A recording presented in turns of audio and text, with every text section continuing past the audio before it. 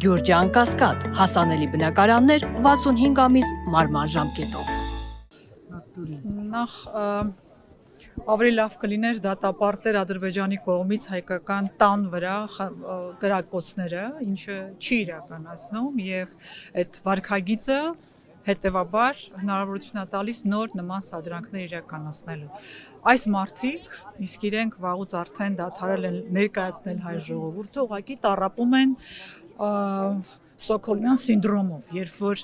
զոհի կարգավիճակ ունենալով հանդերձ այս պարագայում, մենք խոսում ենք հայոց ցեղասպանության մասին եւ հայ զոհերի մասին, նրանք հարցականներ ունեն, թե ինչու է դա տեղի ունեցել, նրանք հարցեր ունեն եւ նման վարքագծով մարդը եւ խմբակը բնականաբար պիտի նման հայտարարություններ անի։ Դրոշների այրումը, այո, ինքը որպես այդպիսին ցանկալի երևույթ չէ, բայց մենք չենք հասկանում ինչի մասին է խոսքը, մենք գիտենք, չէ, որ տեղի ունեցել ցեղասպանություն, դա արել է մի երկիր պետություն, որը մինչ այսօր չի ճանաչել, չի ընդունում եւ չի դատապարտել։ Եվ դա ակցիա է, որ մարդիկ իրականացնում են որպես բողոք այդ ամենի անարդարության հանդեպ։ Կարծում եք Նիկոլ Փաշինյանը պետք է սրան չարձագանքեր եւ ուրիշ այսպես ձեռնշատ այդ սահմանային լարվածությունների։ Բնականաբար, նա պիտի խոսի այն ամենից, ինչը ընդունելի չեք համարում, բայց կարծում եք իր արձագանքելուն է, չէ՞, ես ճիշտ հասկանում։ Այո, որովհետև կրկնում եմ, խոսում ենք մի երկրի մասին, ով տարիներ շարունակ չի ընդունել, այսօր չի ընդունում, եւ ինքն էլ Նիկոլ Փաշինյանը իր հերթին սպասարկում է այդ օրակարգը հարցեր տալով։ Հետեւաբար իրենից դա լսելը զարմանալի չէ, այն որ նա դրա փոխարեն պիտի խոսի ադրբեջանական ագրեսիայի մասին եւ Արցախում էթնիկ զտման մասին, որը նաեւ հայոց ցեղասպանություն չճանաչելու հետևանք է, դա թողած նա խոսում է ակցիայի մասին, որ իրականացրել են քաղաքացիներ։ Այո, ինքը նորմալ չէ եւ ցավալի է, որ դեռ մեզանում այդ իրավիճակն է, որ մենք ցասումն այդպես ենք արտահայտում, բայց կրկնում դա բողոքի ակցիա է եւ մարդիկ արտահայտում են իրենց դիրքորոշումը նաեւ այդ ճանապարհով։ Իսկ դուք ինչ եք կարծում, ինչու արձագանքել, ինչու է այսպես զայրացել, թե որոշեց արձագանքել։ Ասում եմ, նրանց համար սա արդեն Ստոկհոլմյան սինդրոմի է վերածվել։ Նրանք փոխարենը արդեն սկսել են հավանել իրենց նկատմամբ ագրեսիա կիրառողին, Թուրքիային եւ Ադրբեջանին։ Գիտեք, մեկ բան է ունենալ բարիդրացիական հարաբերություններ, բանակցել, քննարկումներ ունենալ, մեկ այլ բան է նվաստանալ եւ փորձել ցույց տալ, որ բաներ, որոնք տեղի ունեցել, տեղի չեն ունեցել, զուտ նրա համար, որ բարեհաճ լինես այդ ագրեսորի հանդեպ։ Դա նորմալ վարքագիծ չէ, անարժանապատիվ է ու հենց այդ պատճառով է ձախողվում նաև խաղաղության օրակարգը։ Այսինքն սա նաև հաջողանալու Այո, եւ նրանք դա անում են պարբերաբար, նրանք տարբեր տեքստեր հենց միտված են դրան։ Իր ուղերձում Փաշինյանը ասաց, որ սահմանազատված եւ սահմանագծված Հայաստանի Հանրապետության տարածքներով մենք պիտի վերապրենք հայոց մեծ եղերնը, սա է մեր ընտրած ճանապարհը։ Նախ Փաշինյանը չէ, որ պիտի ուղենիշ դնի հայ ժողովրդի համար, կրկնում եմ, նա վաղուց արդեն չի արտահայտում հայ ժողովրդի հավաքական ինքնությունը։ Նա վաղուց արդեն կապ չունի հայ ժողովրդի հետ։ Ինչ վերաբերում է սահմանազատման սահմանագծման գործընթացին, որտեղ է այդ գործընթացը, երբ ավարտվեց, երբ որ իրենք տվեցին 4 հայկական գյուղերը, ու այդտեղ ավարտվեց։ Ինչու Տավուշում, որովհետև ամենաբարենպաստ դիրքերը ունեինք Տավուշում։ Այդ որ հիմարը չի հասկանում այդքան բան։ Հետևաբար գործընթացը նորից եմ կրկնում, պիտի գնա, բայց պիտի լինի այնպես, որ դա շարունակվի, օրինակ։ Շարունակվում է արդյոք ջերմուկից դուրս են եկել ադրբեջանական զորքերը, Հայաստանի սուվերեն տարածքից այդ սահմանազատման արդյունքում դուրս են եկել։ Բայց հպարտության պատ են դրել։ Ճակած իրենց հպարտության պատը նկատել Հայաստանում ճակած պատի մոտ իրենց ամենաապահով տեղն է լինելու այսօր։ Տիկին Թանդիլյան Նիկոլ Փաշինյանի այսօրվա ուղերձում մեկ անգամ կիրառված էր հայոց ցեղասպանություն ձևակերպումը, մեկ անգամ ցեղասպանություն եւ 4 անգամ մեծ եղերն։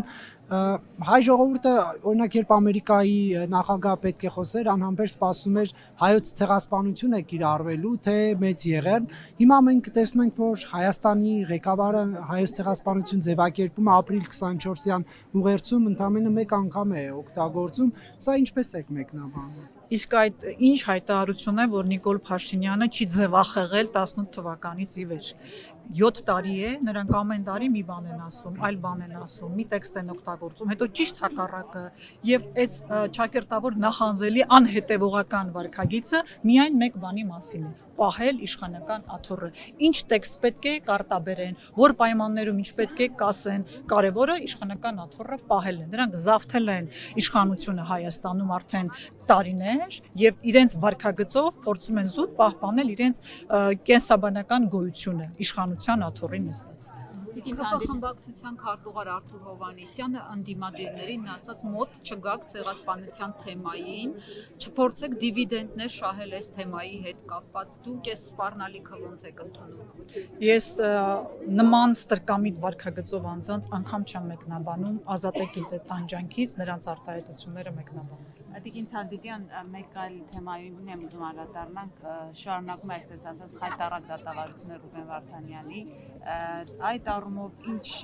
նորություն կարող եք ասել, այսինքն կա օրինակ հնարավորություն գոնե պայքարելու այդ դատին ներկա լինելու միջազգային իրավաբաններ կամ մարդիկ, որոնք կարողանան գնել։ Նախ ուզում եմ նաև խոսեմ Դավիթ Բաբայանի վերջի հայտարարության մասին, ինչ համատեքստում, որ նա խոսում է, թե ինչպես են խեղաթյուրում իրենց խոսքերը, որովհետև բոլորս հասկանում ենք, որ դա փակ դատավարություն է, ադրբեջանական պետական լրատվամիջոցներն են բացառապես դա լուսաբանում, եթե կարելի այդպես կոչել, եւ վերագրում յուրաքանչյուրին ով ինչ ուզում է։ Եվ հենց դա է նաև Ռուբեն Վարդանյանի պայքարներից մեկը եւ միտված դրան, որ որևէ միջազգային կառույց մասնակցություն ունենա, միջազգային լրատվամիջոց մասնակցություն ունենա, եթե Ադրբեջանը վստահ է, որ ինքը արդար դատավարություն է անում։ Իսկ Ադրբեջանը բնականաբար վստահ չէ եւ յուրաքանչյուր նրանց թողած տեղեկատվություն դատավարության մասին խոսում է թե բաց դատավարության ընթացքում։ Բոլորս գիտենք, որ դա փակ է եւ ես նաեւ կուզեմ մեր հարգարժան լրատվամիջոցները դիմեն իրենց գործընկեր միջազգային լրատվամիջոցներին ու խնդրեն նրանց մասնակցել այդ ճակերտավոր բաց դատավարությանը, ապացուցելու աշխարհին, որ ստախոս է Ալիևյան ռեժիմը, որ դատավարությունը փակ է եւ որ հայ մարդիկ այնտեղ դատապարտվում են հայ ժողովրդի ինքնորոշման իրավունքի համար պայքարած լինելու պատճառով։ Ինչ վերաբերում է Ռուբեն Վարդանյանի դատավարությանը եւ այնտեղի տրված ցուցմունքներին, դուք լսում եք անհեթեթություն։ Ականները պայթել են Ռուբեն Վարդանին տեղադրած ականներից են պայթել։ Ուզում եմ հասկանալ այդ անուն ազգանուններ գրած այդ ականի ոնց են որոշել ում տեղադրածն է այդ այն դեպքում, երբ Ռուբեն Վարդանյանը երբեք ու որևէ ձևաչափով առնչություն չի ունեցել ռազմական գործողություններին։ Հարգանք բոլոր նրանց, ովքեր ունեցել են առնչություն, բայց Ռուբեն Վարդանյանը առնվազն այն մարդն է, որ անգամ 3 ամիս այդտեղ գործունեություն ծավալելուց զուտ մարդակենտրոն ոլորտներ է վերահսկել սոցիալական, առողջապահական, կրթական եւ այլն, այսինքն որևէ աղերս նա ուղղակի չէր կարող ունենալ։ Սա է դատավարական ֆարսը, որ աշխարհը պիտի տեսնի, իսկ մենք մի պահանջ պիտի ունենանք աշխարհից ու Ադրբեջանից ու բոլորից հայ գերիներին վերադարձնել, ազատ արձակել ու վերադարձնել Հայաստան։ Իշխանության գործողությունները այս հարցի հետ կապված ինչպես է գնահատում, իրենք ասում են մենք լուր ենք գործում եւ սա այն թեման չէ, որ պետք է անընդհատ շարժման առարկա դարձնել։ Դուք երևի ուզում եք ասել անգործությունը։ Լուր գործել, այս պարագայում լուր չեն գործում, վստահ կարող եմ ասել, որ սա անգործություն է, այդ մասին տարբեր ինստանցիաներ են խոսել, այդ թվում նաև փաստաբանական խումբը, մեր գերիների պաշտպանների խումբը, միջազգային հանրություն, անգամ Շվեյցարիան հայտարարել, որ եթե մեզ դիմեն միջնորդության, մենք դա կիրականացնենք, հասկանալով հանդերձ, որ մենք դիվանագիտական հարաբերություններ չունենք Ադրբեջանի հետ, հետեւաբար այո, չեզոք երկրին դիմել հյուպատոսական ծառայություն մատուցելու համար այդ երկրում կարելի էր ու պետք էր, որտեղ է հատուկ բանագնացը գերիների բանակցության հարցով։ Չենք տեսնում խաղաղության օրակարգի մեջ, որ որևէ կերպ այդ մասին նշում չկա, դա այն պարագայում է, որ խոսում ենք խաղաղության մասին, նշանակում է փոխադարձ պիտի հայորդիներ եւ եթե Հայաստանում կան ադրբեջանցիներ պահող, իսկ իրենք չկան, ազատ արձակվեն։ Եվ հետեւաբար դա պիտի լիներ պայման սկիզբ խաղաղության բանակցության։ Եթե դա նույնիսկ իրենց օրակարգին մոտ լիներ, ապա այդ մասին կլսեինք, կիմանայինք։ Կրկնում եմ, չեն ուզում հրապարակային 23 ընտանիք կա, որ այս պահին առնվազն 23 որդիներ ունեն այնտեղ գերերաս, թող իրենց հետ խոսեն։ Այդ ընտանիքներին կետ առ կետ ներկայացնեն ամեն օր ինչ են անում։ Մի անգամ հանդիպել են որևէ մեկի հետ։ Ինչ նշանակում լուր։ Կարող է այդ ընտանիքները շահագրգիռ չեն, որ իրենց որդիները վերադառնան, կպահպանեն կոնֆիդենցիալությունն ու լռությունը։ Բայց իրենք ոչ միայն ոչինչ չեն անում, իրենք կրկնում եմ շահառուն են այս վիճակին, նրանք վախ ունեն, որ հայրենիք սիրող, հայկականություն սիրող մարդիկ հանկարծ վերադառնան Հայաստան։ Ռուբեն Վարդանյանն ասում էր, որ այս ամեն ինչը հենց Հայաստանի դեմ է արվում եւ պետք է դա հասկանալ, որ հարցը ոչ թե միայն ես եմ, այլ Հայաստանի հարցն է այստեղ։ այս գիտակցումը գոնե իշխանությանը չի դրդում ավելի ինտենսիվ։ Գիտեք, միայն ուղեղով տկարամիտ ու կույրերը չեն տեսնում, որ սա Հայաստանի Հանրապետության դեմ դատավարություն է, սա ընդհանրապես այդ մարդկանց մասին չէ։ Հայաստանի Հանրապետության դեմ գործեր են կարվում եւ ապացուցվում, որ Հայաստանի Հանրապետությունը եղել է հակամարտության կողմ, օկուպացրել է Չակերտավոր Ադրբեջանի տարածքները եւ ագրեսոր երկիր։ Դրա հետևանքը գիտեք որն է։ Կապիտուլյացիան, վերջնական մեզ զրկելու ինքնապաշտպանական մեր իրավունքից ու նմանատիպ այլ դրույթներ կիրառվում են ագրեսոր երկրների հանդեպ։ Ադրբեջանի հիմա քայլ առ քայլ հասնում է այդ նպատակին։ Այդ ինչ են դրել իրենց մտքում, որ չեն իրականացրել։ Եթե մենք դա դեռ չենք տեսնում, այդ դրա մասին էր խոսում Ռոբերտ Վարդանյանը, նա արժանապատվորեն կրում է այդ տանջանքը, ինչ մեզ բոլորի սպառնում է, բայց եթե մենք դա չենք տեսնում, որ սա մի հոգու մասին չէ, 23 հոգու մասին չէ ընդհանրապես, այն Արցախում ապրող 120-150 հազար արցախցիների մասին չէ, ովքեր էթնիկ զտման են ենթարկվել եկել Հայաստան, ոչ, սա հայ ժողովրդի, մասնավորապես Հայաստանի Հանրապետության դեմ դատավարությունը եւ վաղը բոլորս մեր սերունդները պատասխան ենք տալու այս դատավարության իրականացման հետևանքով մեր նկատմամբ այլ ինստանցիաներում եւ այլ վարքագծի